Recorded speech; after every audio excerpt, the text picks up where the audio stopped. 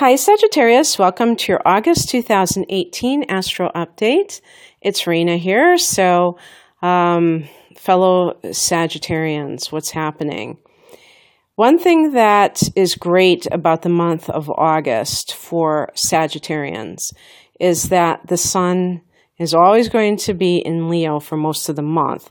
And therefore, being a fellow fire sign, it trines us, and that is the best of the best in terms of how the energy interacts between the planets that are involved.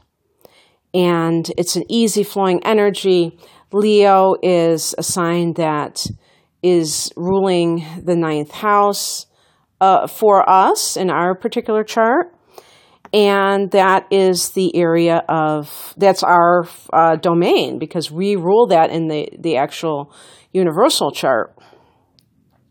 So the ninth house, Sagittarian stuff, anything to do with God or philosophy itself. I have to say philosophy because some people are philosophical, but they're not particularly religious, if you know what I mean. But they do have a certain set of beliefs that they live by. And I think that for the Sagittarians that don't really ascribe to a particular religion, this can be more their speed. And maybe it's like even a humanitarian belief, like the Unitarians or something like that. But there again, there's a religious sect. But it tends to be more humanistic, I guess. So anything that relates to philosophy or God, or it could be even publishing, it could be academia, university level education, whether you're teaching a class, whether you're taking a class, these could be issues that are foremost on your mind. Also long distance travel. And that is represented here because of the expansive quality of Sagittarius. Its ruler, Jupiter, in the ninth house in general. So the sun is there as the month begins, but there's a Mercury retrograde. So it could be that you have been preparing for some faraway trip, and something has maybe either in late July or coming into the month of August, something gets derailed when it comes to that plan of yours. Maybe the passports got screwed up. Who knows? So you may have to postpone these things. It will be resolved at the end of the month. So it's not saying that you can't do whatever this thing is. But it could be like dealing with rethinking your belief system. And this may come about if you have recently joined a different type of church, or maybe you've left a church and you're more into like a temple, which is kind of like, it's the same thing, but it's a different type of belief system, perhaps. Maybe rather than Judeo-Christian, you're now interested in spiritual centers that are more non-denominational and more about metaphysics. Who knows? Or it might go the other way, where you were in metaphysics and now, like Doreen Virtue, now you're big into Jesus. Who knows? But something is like you're rethinking those things. It might be a course that you have to take over again in college. Maybe it's a gen ed course that you didn't pass and you have to take it over again. And so you're looking at from that point of view. So second thoughts for some reason, as it relates to those particular issues. And so that's happening, but it can keep things up in the air is what I'm trying to say. And if you are like applying to college and you have like some forms, be aware of this Mercury retrograde, because that could, maybe something gets lost in the mail. And so you have to it's going to go direct on the 19th. So you've got a couple of weeks. We've got like almost 3 weeks of August under Mercury retrograde. And on the 6th, Venus goes into Libra.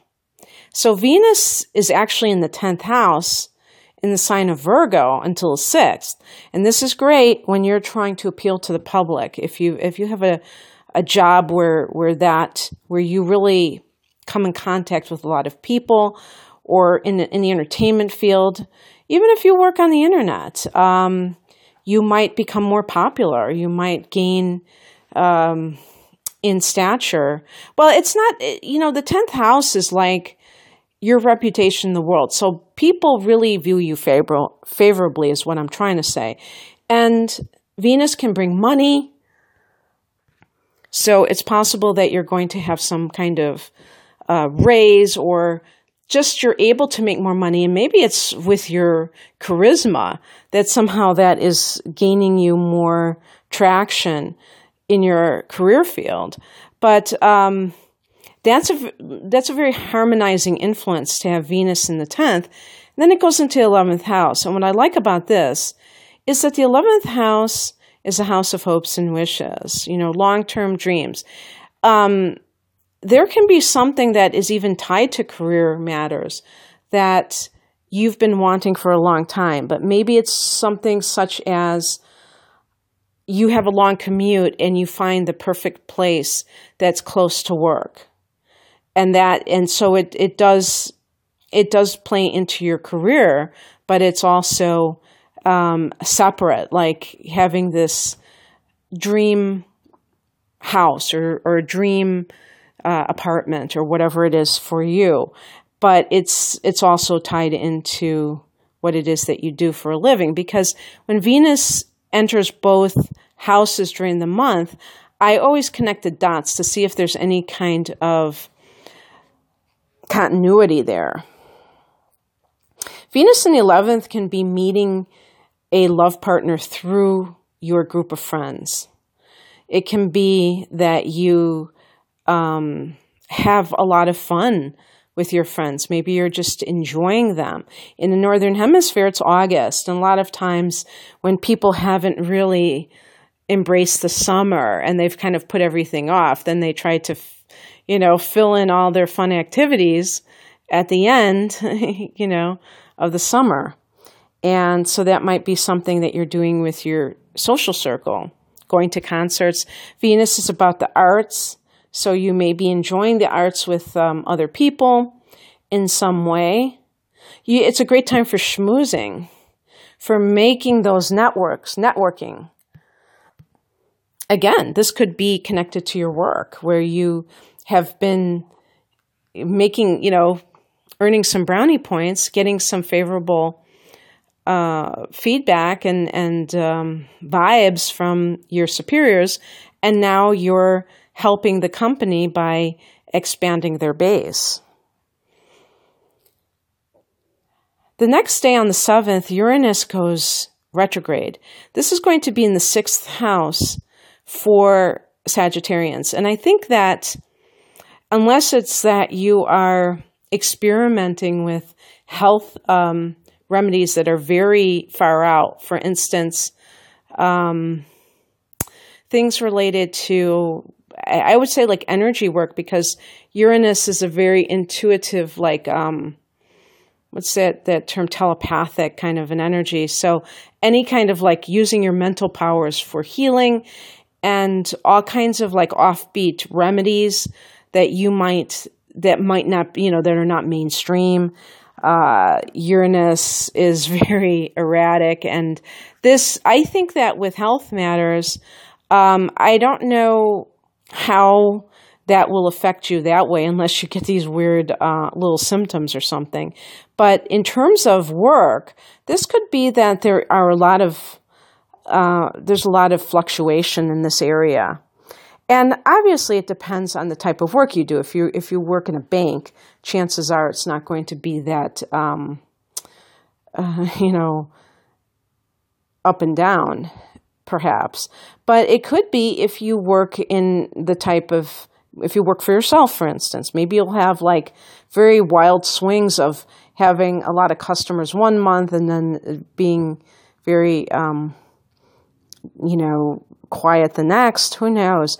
But the other thing about this too is that it could affect the type of work that you're doing. I sense a rebellious attitude. If you've been working in like a bank, for a Sagittarian, that is like a horrible, I was going to say a death sentence, but I didn't want to say something that negative. But, unless you have a lot of Capricorn, maybe.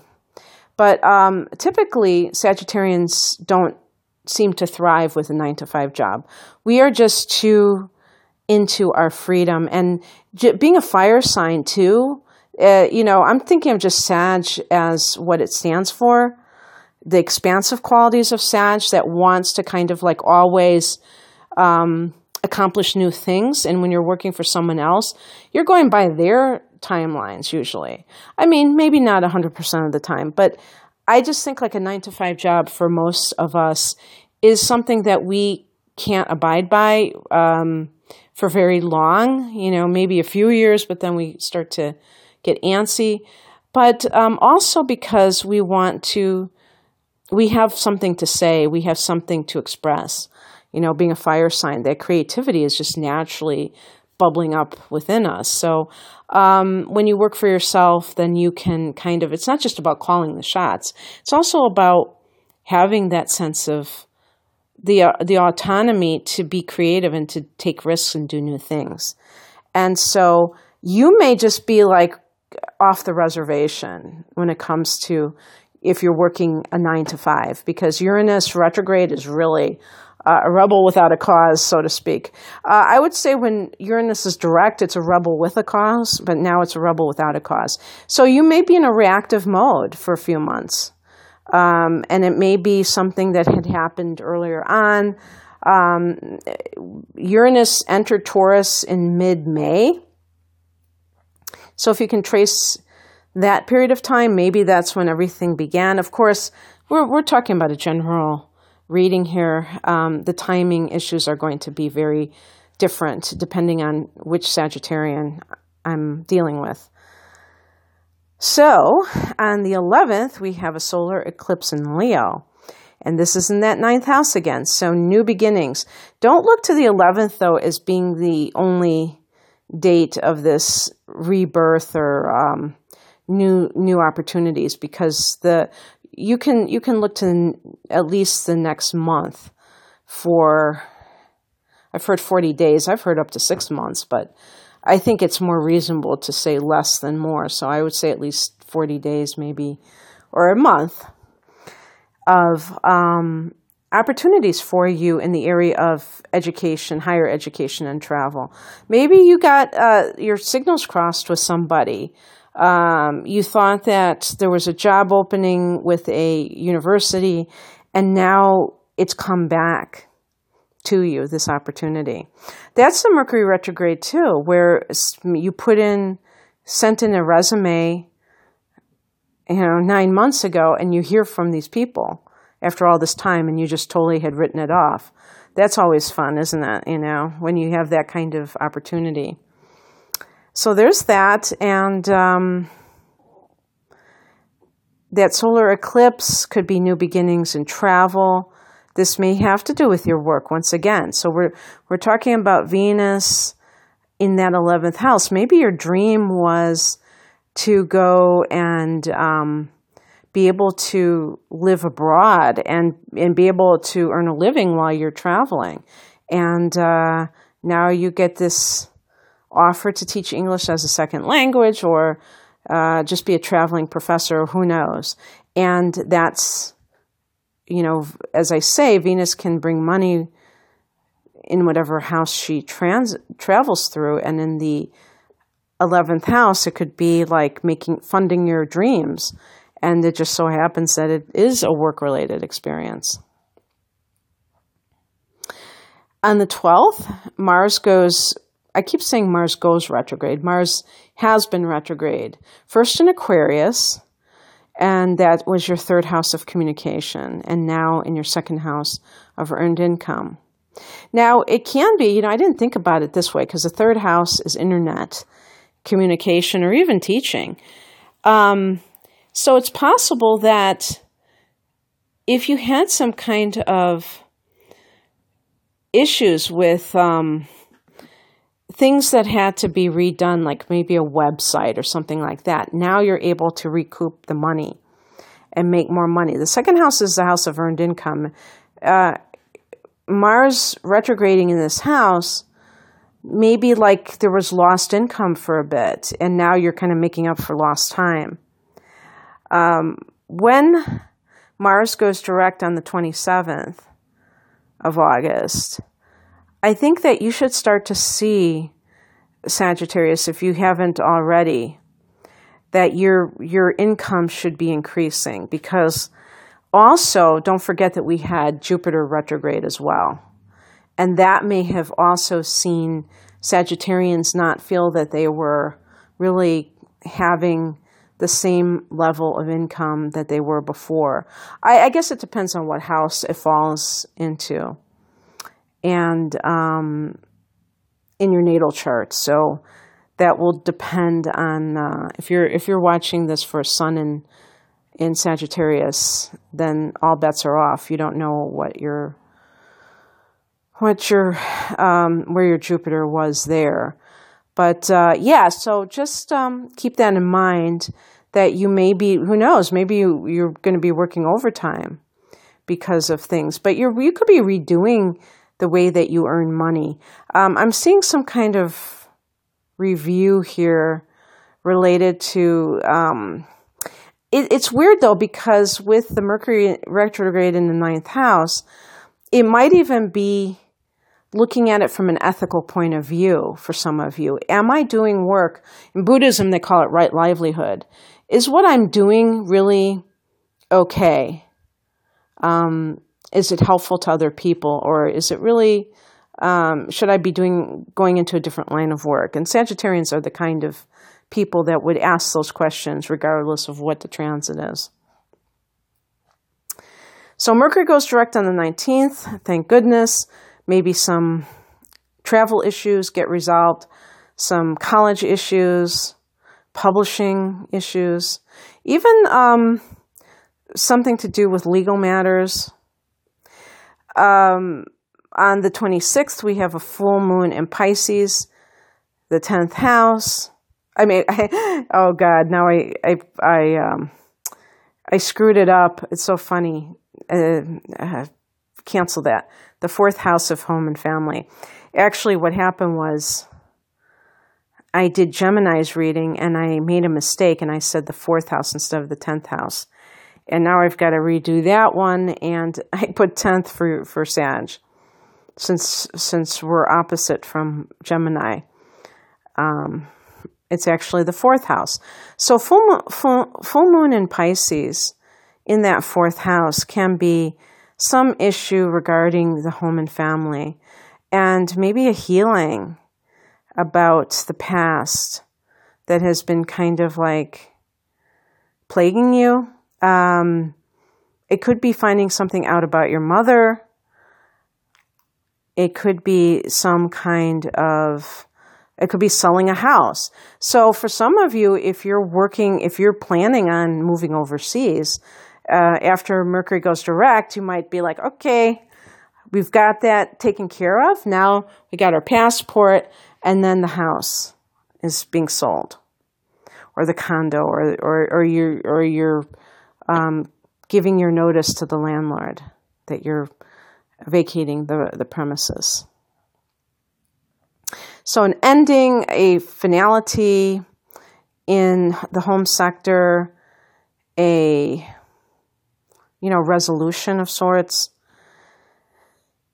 And then Mars goes direct the very next day in the 2nd house of earned income. So for some of you, you may have been kind of like doing some kind of work that was temp work, maybe, to kind of make ends meet. And now you've been hired and you're going to be traveling far away to take a new position.